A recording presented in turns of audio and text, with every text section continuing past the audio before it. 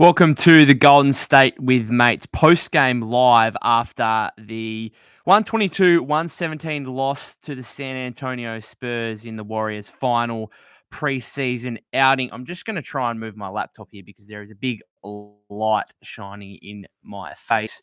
We'll just move that away. Maybe the light can probably still be there, but not so much in my face. We'll move the microphone over as well. Good game. Good positive game for both teams. No injuries, so that's always a good start. Warriors, I mean, let's put it plainly. I mean, the starting lineup got outplayed by the Spurs. Young but incredibly talented starting lineup. Let's be honest. Like, that was pretty plain and simple. They put up 44 points in the first quarter on nearly 70% shooting. They put up 72 points in the first half overall. They got out to an 18-point lead in the third quarter by the time the starters from both teams, but I think the Warriors starters left a little bit earlier in the third quarter. They just got outplayed. It's as simple as that. You go down through the line of the Warriors starters, and they struggled. They really struggled, and it was really the youngsters again, the bench unit, that was a major positive from this game. So let me know your thoughts in the comments, and I'll read them out as we go. But yeah, let me know, I guess, your thoughts overall on preseason as well. We'll go through a few things here, both from an individual and a team standpoint. I just want to start with Victor Wembanyama. I think I have to. Everything is advertised and more. Like, it is actually ridiculous.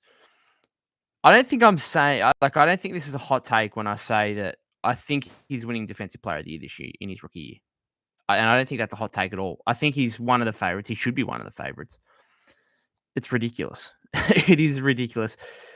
The biggest thing for me with his defense is the fact that he has a room for error on that end of the floor that no player has ever had in NBA history, and I don't think it's particularly close. So what I watched Anthony Davis play, obviously for the Lakers against Phoenix yesterday. Sorry, and I think he had 4 or 5 blocks in the first. He was absolutely erasing everything at the rim. His timing at the rim and his positioning defensively is absolutely elite, outstanding. He's got nothing on Victor Wembanyama in terms of the room for error that he has on the defensive end of the floor. So what I mean by that is he can afford to gap shooters, right? Like, if he gets switched on to, Steph, Clay, CP3, he was kind of guarding Wiggs mainly. He can afford to gap everyone out on the perimeter because he knows with his length and wingspan, he's going to contest jump shots even if he's standing a few feet away, kind of thing. Like, no one else has that capacity. Maybe like who?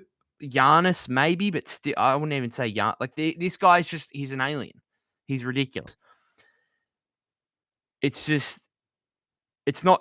flat out not fair. Some of the things he was doing in the first quarter was he was taking the piss. He was taking the PISS out of the Warriors. And this is a team that is playing with 4 future Hall of 3. I mean, Draymond was out today, so I suppose 3 future Hall of Famers. And in Clay, Steph, and CP. Former number 1 overall pick, second best player on a championship team 2 years ago in Andrew Wiggins. Very good starting caliber center in Kevon Looney. And he was just taking the piss. He really was. On both ends of the floor to an extent. I'll talk about his offense in a second. His offense isn't quite as impressive as his defense. We'll get to the Warriors stuff in a minute, but I thought it best to mention Wemby. Like, he can gap players on the perimeter. He can afford to be blown by because he knows he can make up for it with chase down blocks with his length. And you have to like, as an offense, you legitimately have to try and play away from him as much as you can. And we saw some possessions where the Warriors were completely discombobulated, where, Steph or Clay or Chris or Wiggs would have Wemby kind of on an island almost. And you think, okay, maybe, he's 7'4", 7'5", he's slow. I can try and work something out here to get an effective shot. No, just no. Like, and even some of the shots that the Warriors did make over him, it's almost laughable. The kind of different arcs they had to put on the shot. I suppose, like, the big one was the Kuminga one in the second quarter, where JK kind of got into him then tried to pump fake. Wemby didn't really fall for it, but he had at that point, he'd created enough of a gap where he made a little baseline jump shot, but the arc on it had to be so high. It was an incredibly skillful jump shot. Like it was, and the fact that JK actually recognized that was fantastic. It was a great shot. But just the fact he had to do it is just, it's laughable. It really is. Like some of the Wiggs stuff. I mean, what he blocked Wiggs a couple of times. He blocked Steph. He blocked Clay on one in the first quarter, and then got a transition dunk. It's just, as I said, the room for error for me is the big thing. There's just no one in NBA history that's had this amount of room for error where you can actually, you can do, if you're him, you can do stuff that every other player in the league cannot get away with, but you can get away with it just by your sheer size and length. And it's unbelievable. Uh, Offensively, still too jump shot reliant for me. Like he finished 19 points, 8 of 19 from the field. So he's actually largely inefficient. Again, too many jumpers, probably too many threes. I feel like Pop's going to get him in better positions come the regular season where you get him the ball close to the rim, basically, rather than, giving him the ball on the perimeter and him either jacking up a three or having to put the ball on the floor. Yes, he looks like a solid ball handler, but at the end of the day, he's 7'4", 7'5". There are going to be plenty of times where if he's dribbling the ball too much and having to start his plays from outside of the perimeter, he's going to have the ball stripped on plenty of occasions. That's just the reality. He's 7'4", 7'5".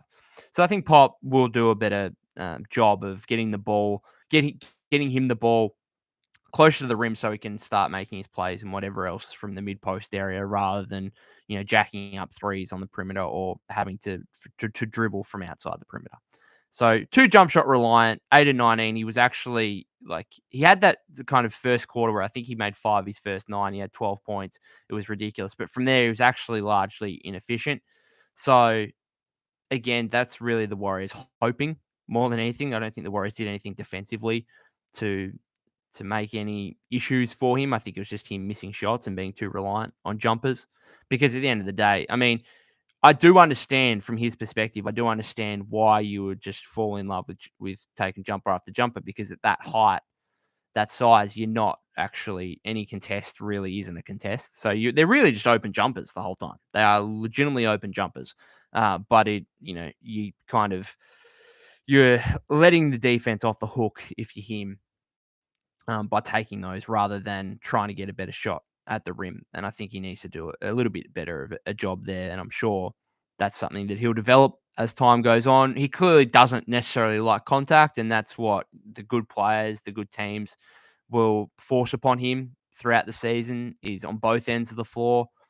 We saw that Wiggins layup early in the third quarter where, Wiggs had got blocked a couple of times and then he went to the rim, kind of jumped into Wemby, kept him flat-footed, made a layup over him. That was a nice move. That's what, everyone's going to try and do to him because otherwise he's just going to block everything. I think he'll win Defensive Player of the Year.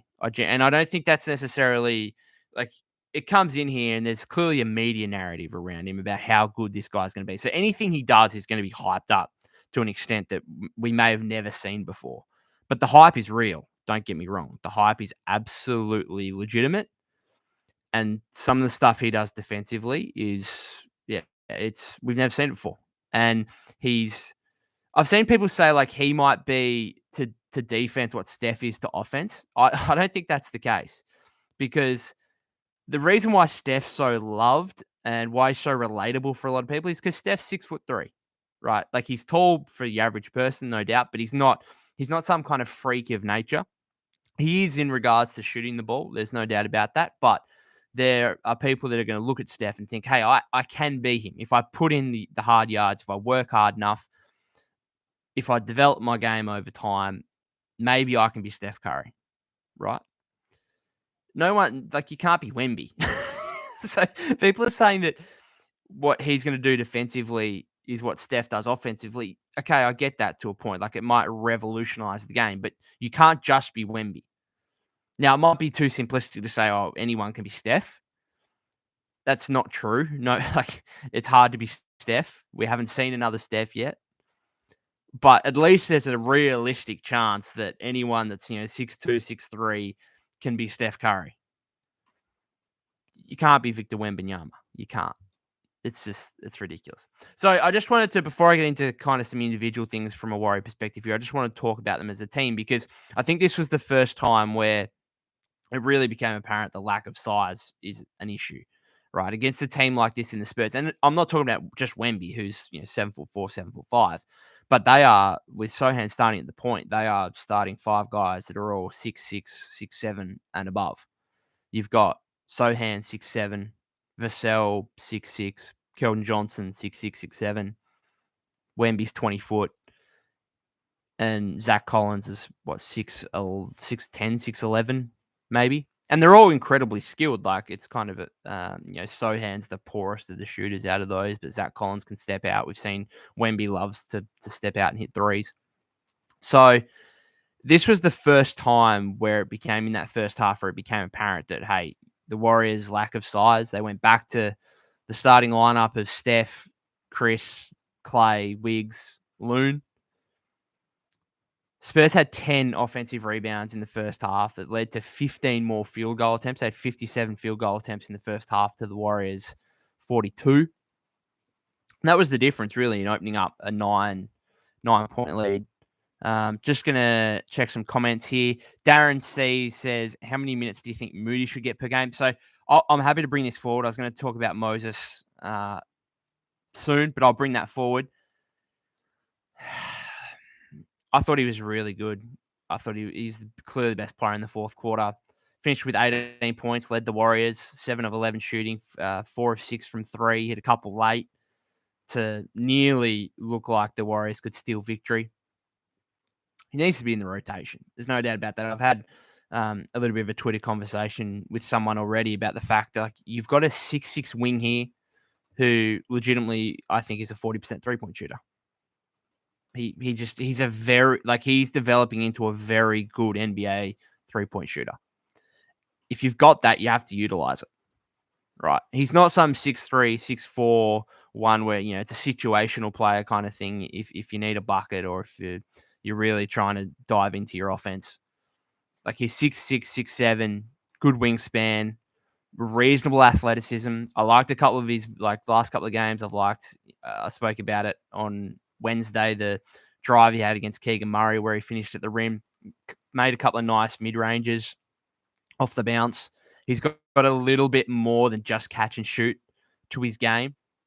I think the defense will come along more. He had a really nice block on Sohan. I think it was in the third quarter where he kind of came back on the play. Sohan's got a really slow, it's not a good jumper at all, and it's kind of a slow load up on it. So it's kind of easy to get back and potentially heavily contest or block his jumper like Moody did in that play. That was impressive.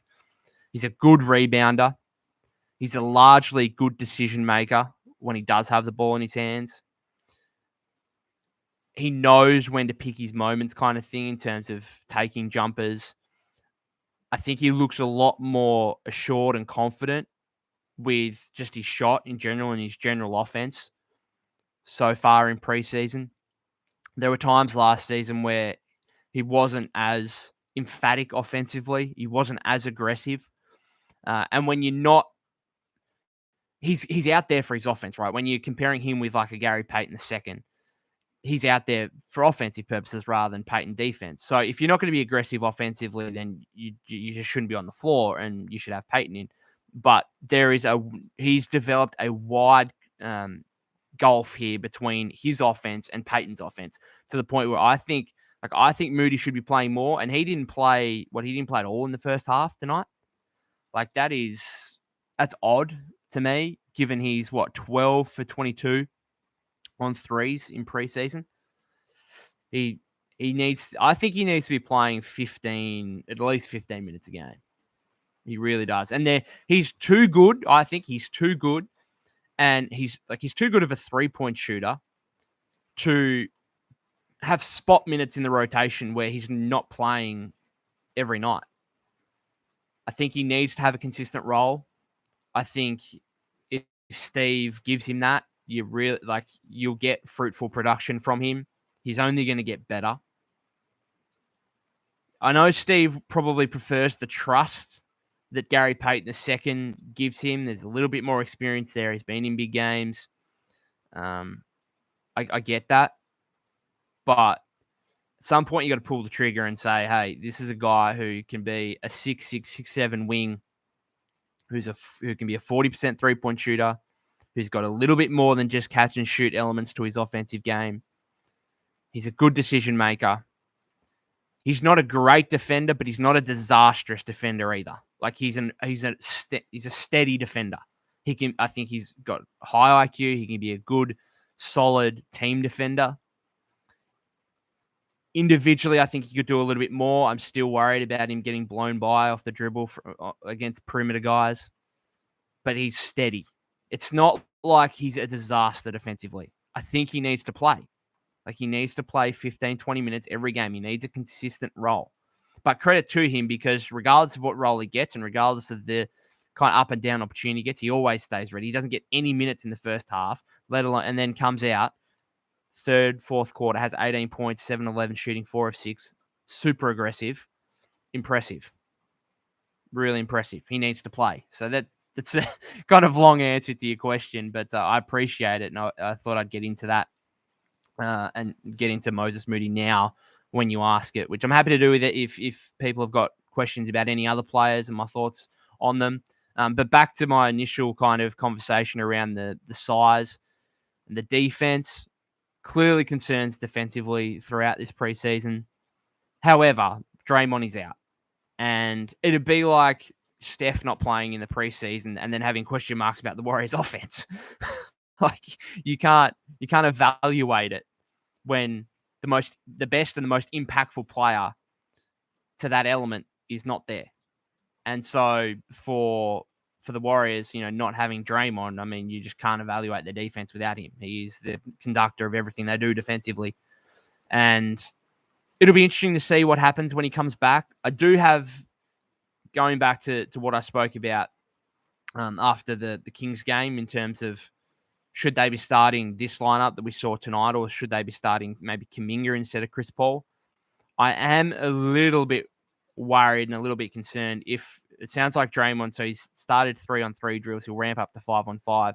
If he was there opening night and he's coming off, or whenever he comes back, right, and he's coming off the bench, I am like, how is that dynamic gonna play out when you've got Draymond and Kuminga coming off the bench? Because to me, like, and I'll get into Kuminga soon, but like that guy should be playing 25 minutes. Draymond will probably be on a 25-minute limit.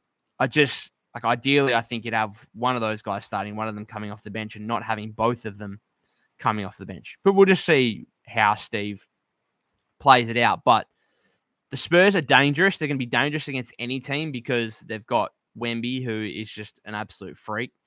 They've got a lot more young talent than just him. Like Devin Vassell, I didn't think played overly well. Like he was okay in this one. He had 25 points in the first half the other night. Like he's a very good young player. Zach Collins, I'm really happy he's looking fit and healthy and looking like a pretty good contributor. Sohan, again, the jump shot's an issue, but defensively he can be a menace and he's got some playmaking elements to him and they're clearly happy to give him the ball and let him run the offense to an extent. And Keldon Johnson's a guy who got $80 million and, is a pretty good third or fourth scorer for you. Absolutely. So they're a very talented young team and they are going to give a lot of teams issues, particularly the Warriors who are small, particularly. So you're facing the Spurs multiple times this season. Do not lock in that the fact that the Warriors are going to win all those games because there is a genuine chance that the Spurs steal a win or two against the Warriors. Particularly, going back to San Antonio, I couldn't be higher on their young core. They are very, very good. And they're different, right? So if you go back to the Kings games, I think the Kings are a very good offensive team, but they actually suit the Warriors because their best two offensive players are De'Aaron Fox, who's a 6'3" guard, or 6'2", 6'3". He's very good, don't get me wrong, but at least Steph, Chris can compete against a 6'2", 6'3" De'Aaron Fox. Yes, he's incredibly athletic, incredibly quick, maybe the fastest player in the league, bar Ja, maybe. So you're not necessarily going to stop De'Aaron Fox, but at least he can try and compete. And then Sabonis, very skilled, all-star level center. He also doesn't have much of a jumper, and he's only 6'10", 6'11". It's not like he's 7'1", 7'2". And so the Warriors can compete with those two guys. They have options they can put on them, right? Like we saw what Looney did to Sabonis. We saw what Jackson Davis did to Sabonis in that preseason game on Wednesday. And then if Fox gets off the lead, GP2 is kind of an ideal defender for him. So the Warriors match up well with the Kings, but I have some issues. A team like the Spurs with their size, a team like the Lakers when you got LeBron and Anthony Davis, that's a worry. And then the Suns, we'll see on opening night, like KD, like a guy like him, 7-footer with you. I mean, no one's stopping Kevin Durant, but the Warriors probably don't have a matchup for him like other teams might, where you've got a guy who's 6'9", 6'10", who can go and guard KD. Again, maybe Kuminga develops into that guy. I'd like Wiggins to be better defensively than what we've seen during preseason, probably what we even saw last season. We'd like him to get back to kind of an all-NBA level defender, which he spoke about a couple of weeks ago. That's where he'd like to get to be an all-NBA level defender. Some of the individual stuff here, the starting lineup was poor. We'll go through. I thought Chris played pretty well. 5, 5, and 5. 2 of 5 shooting, 2 steals, 18 minutes. The most impressive aspect with him, again, was the second unit stuff. The connection that he has with Saric and Kuminga already. I mean, that's the biggest positive. If you're looking at things to take away from this preseason, that is the biggest positive. The bench/second unit, when you can have Chris Paul out there running the show with Saric and Kuminga. And then whoever else, like you want, like is Clay going to play some in there? Moody, GP2, Wiggins, like whoever else you want to fill that out with, like just those three, Paul, Saric, Kuminga, that's an impressive second unit, and that is going to beat up on a lot of opposition teams. It will. And you compare that to last season with all the bench struggles the Warriors had, like that's the biggest positive. And already the chemistry that that trio kind of has together is fantastic. And we saw Chris today. The pick and roll stuff that he can run with Saric. Like Saric is so good because I've been speaking about it for 3 or 4 months now. Like the offensive versatility he has, where in a pick and roll situation, he can roll and he can have some crafty finishes at the rim. He's not going to detonate at the ring like Kuminga might, but he's got some craftiness around the rim. He can make a pass. He can find someone on the roll, or he can orchestrate a pick and pop and go and knock him down from outside the arc. Like he's so good in this Warriors second unit. And again, he 17 points, 2 rebounds, 2 assists, 6 of 8 shooting, 2 of 4 from 3 today for Dario Saric. Super underrated. It continues to go under the radar, that kind of signing. So absolutely fantastic. And the Chris Paul dynamic with him and Kuminga. We saw a play where CP got to the rim where Kuminga kind of sealed his guy off and allowed CP the lane to the rim. And CP went and kind of rubbed him on the head and just smiled at him and said, like, how good was that, basically? And there's a connection going on there, which has got to be very, very fun and have a lot of optimism for Warrior fans in terms of what that kind of combination could do this season. Just quickly, like standard Loon, 7 and 5. Steph didn't shoot the ball well at all. 2 of 11, 1 of 6 from 3-point range. Again, there were some plays where, Wemby was close by where Steph was doing some stuff where he wouldn't necessarily do it if Wemby wasn't out on the floor. And that, again, just goes down to the kind of difference-making element that Victor Wembanyama brings, even against the greatest offensive players of all time, like Steph. But again, it's preseason. We saw him on Wednesday against the Kings go absolutely off for 16 in the last 5 minutes. We're not concerned about it whatsoever. Wiggs, pretty disappointing. Like Wemby got the better of his matchup. I mean, unsurprising. Like Wemby's just like, he might be a top 30 guy in the league already, and Andrew Wiggins probably isn't that. Wemby's just probably a better player than Wiggs. I hate to say it, but that's probably just facts. He had that nice slap, as I spoke about earlier in the third quarter, where he got into him, and that's what he's, when they play again and he's got that matchup, he's going to have to do that more. And then Clay, I was up and about for Clay. He made 3 of his first 4 shots. He had, I think, 7 or 9 points maybe in the first quarter. Looked good. And then it was back to poor Clay. Darren says, yeah, he needs 15, 20 minutes for sure. Keep it up, bro. I like your stuff. Appreciate it. Thank you for coming in, Darren. Looking forward to more of your comments moving forward. Clay finished 3 for 13 from the field, 1 of 8 from 3-point range. I spoke about it after the Kings game. He's not getting his looks. There's something, and I guess this is when you lose a step physically, athletically. The jump shots that were previously, wide open or open are now semi-contested, and it makes a difference. And all off season, we've heard about how good physically and athletically Clay looks. I haven't seen that. I'm sorry, I haven't seen that. I've liked some of his stuff in terms of like defensive rebounding, but I'm sorry, like I know that's important if they're going to play the small ball lineups. Like I don't want to throw that away and say doesn't matter. So his defensive rebounding stuff has been better in this preseason, and that's important. But Klay Thompson isn't out there for his defensive rebounding. I'll tell you that much. Some of his post defensive work has been good, but again, he's not out there for his post defense. It helps. It does. It makes these small ball lineups more playable for Steve Kerr. But he ain't out there for his post defense and his rebound. He's out there to be a 20-point per game scorer, to be a 40% 3-point shooter, he needs to be able to shoot at least 45% from the field overall. And in this preseason, he was under 30% going into this game and then shoots 3 of 13. I mean, I'm sorry, Clay. Let me reiterate. Klay Thompson is my favorite ever Golden State Warrior. He's my favorite NBA player ever. Like, I love this guy. But if this continues into the regular season, we're going to have conversations. One, about his role on the team, how many minutes he gets, whether he's a guaranteed starter.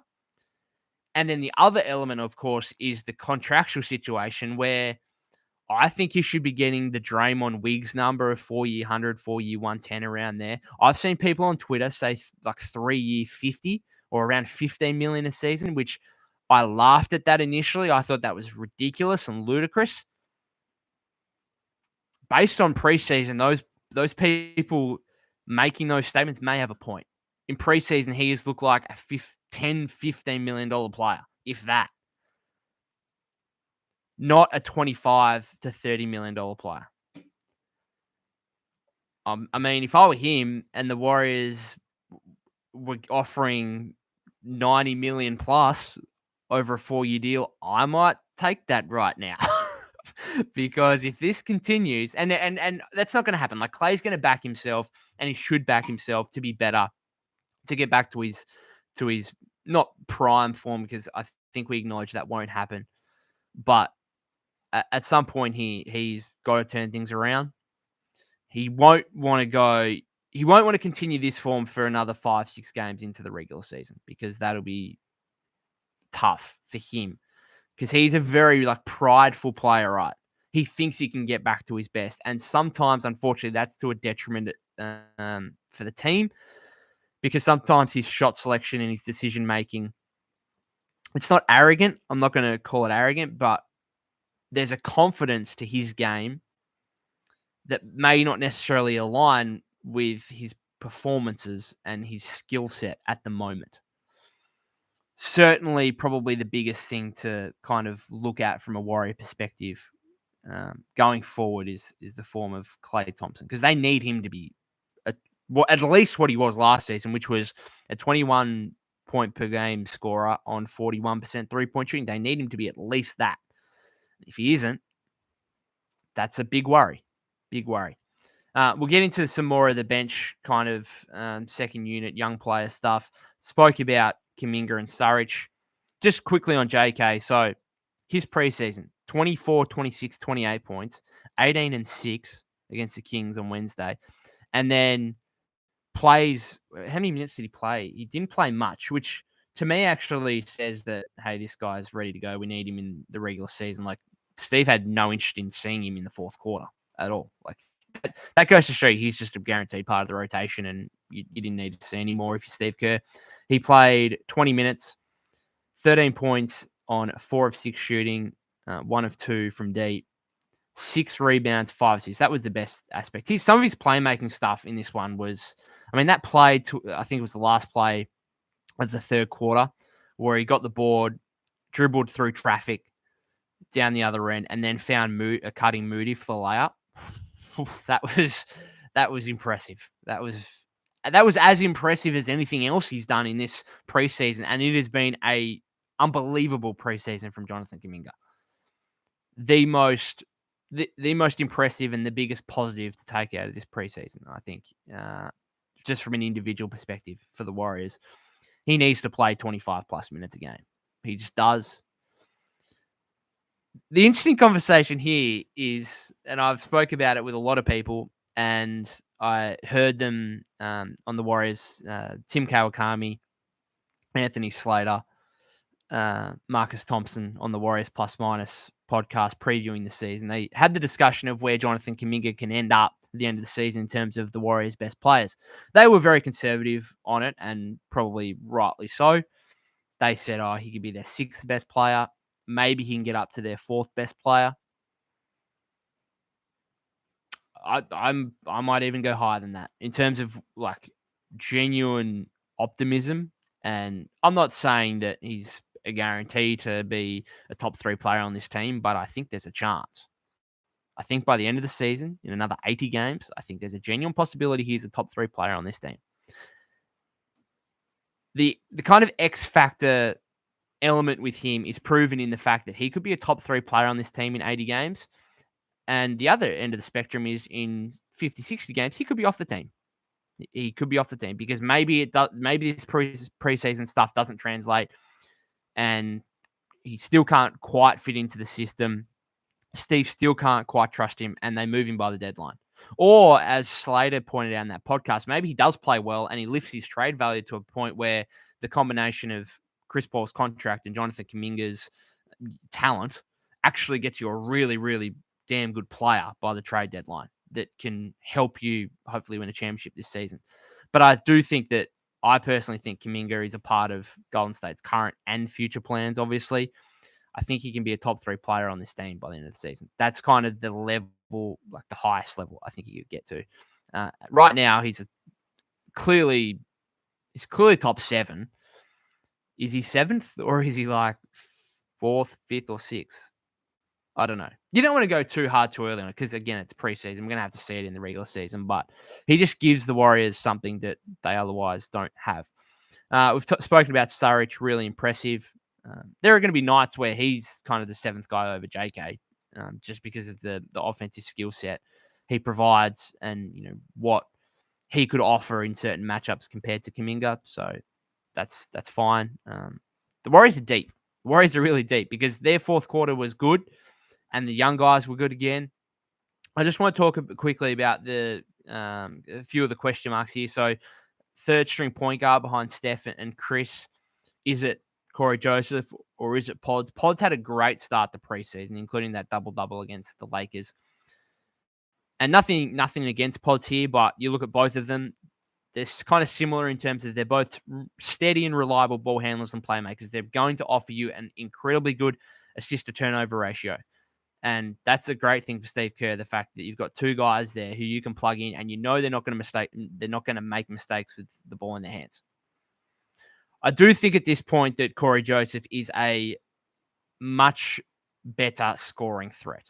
And I think that's what's going to give him the edge here in terms of the 3rd string point guard position. So I actually think as impressive as his preseason was, where ultimately we're not going to see much of Podziemski throughout the regular season. He's going to have stints, I think, through the G League with Santa Cruz. He is.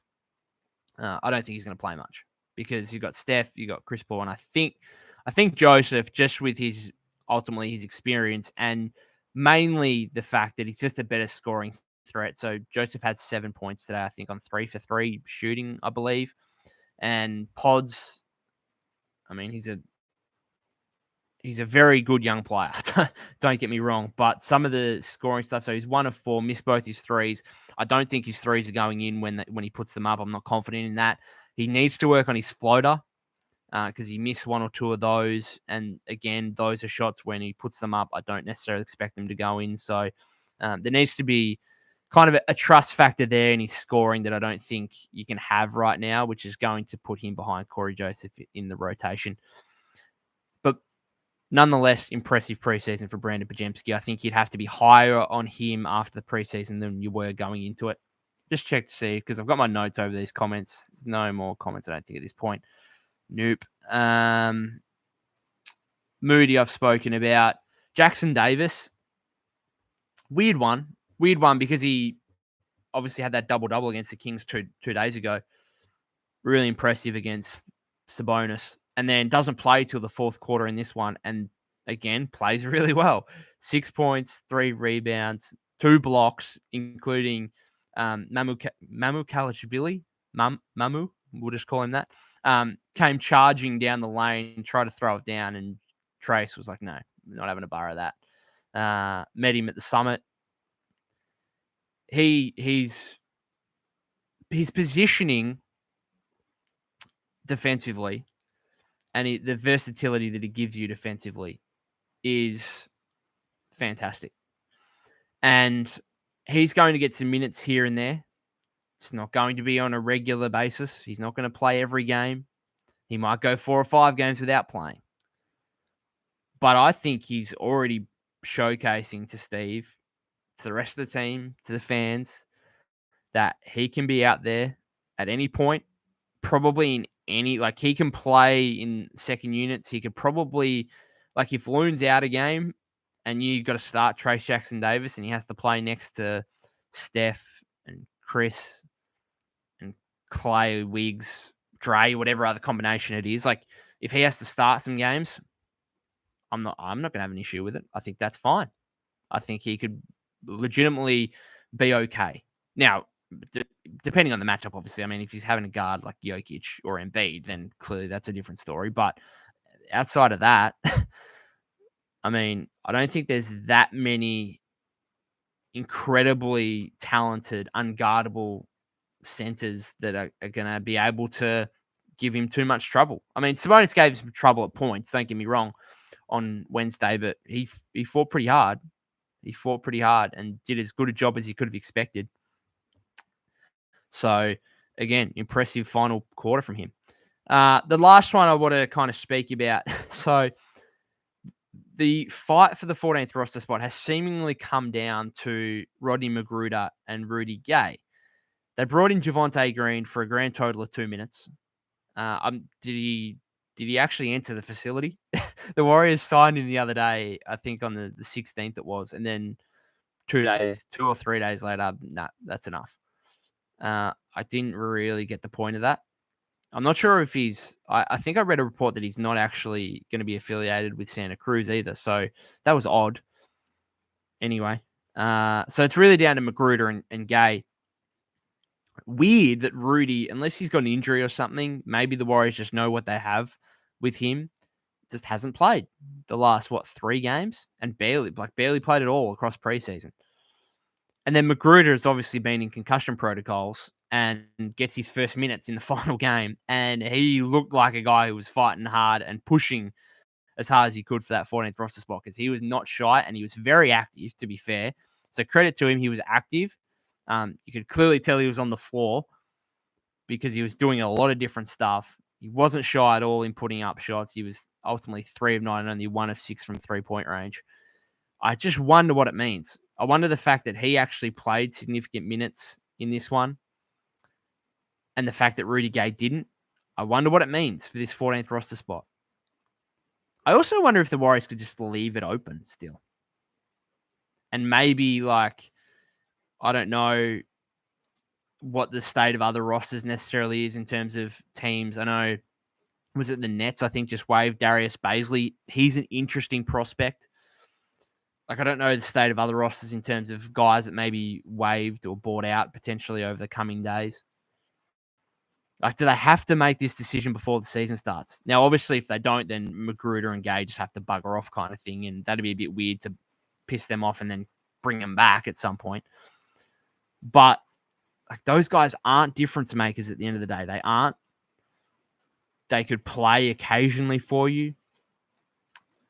But even aside from, like, these 13 guys that the Warriors have can all play. There's no guys on this team where it's like, oh, that's a disaster if he plays even a minute in any of these games. You go down the line, the kind of top six, then your second unit with Kuminga, Moody, Payton the second, Surridge, Corey Joseph, and then the two rookies, Pajemski and Jackson Davis. Like, they're not going to be a disaster if they play. And that just tells me, like, do they need to make a decision on the 14th roster spot? Because I'm not particularly sure that Magruder or Gay are winning me over or winning anyone over emphatically. Just something to think about. Anyway, we've been going for over 41 minutes here. We'll leave it. No more comments. You can, if you do have any other comments, you can leave them on the YouTube channel, obviously, on any of the videos, and I'll pick them up. If you've got any thoughts you'd like me to share on the next episode of the podcast, probably have one or two maybe coming before opening night tip-off here, obviously, against the Phoenix Suns, Tuesday night, American time, Wednesday. For me, Australian time, absolutely perfect. Looking forward to it. I'll do a post-game live after that one as well. There'll obviously be plenty of reaction to that. Plenty of probably overreaction based on just one game of the regular season, but you know how it is. Otherwise, you can tweet me at POK252. That's POK252. If you haven't subscribed to the YouTube channel already, please do so. That would be greatly appreciated. You can, of course, find us on Apple Podcasts and Spotify as well. But other than that, guys, thank you to everyone that tuned in to any of these post-game lives. This is the fourth one over 5 preseason games that I've done. Looking forward to hopefully continuing to do them and getting more people coming in and watching and having more people comment and provide their reaction to every Warrior game immediately post. So other than that, as I said, maybe one or two podcasts coming. Hoping to do one with a good friend of mine, Lieven, who we've done a couple of episodes over the off season already. Looking forward to doing another one with him, probably on just general NBA talk rather than the Warriors, and then also do one specifically on the Warriors and talking about their preseason opener against the Suns and more takeaways from preseason as well. But other than that, guys, once again, thanks for tuning in.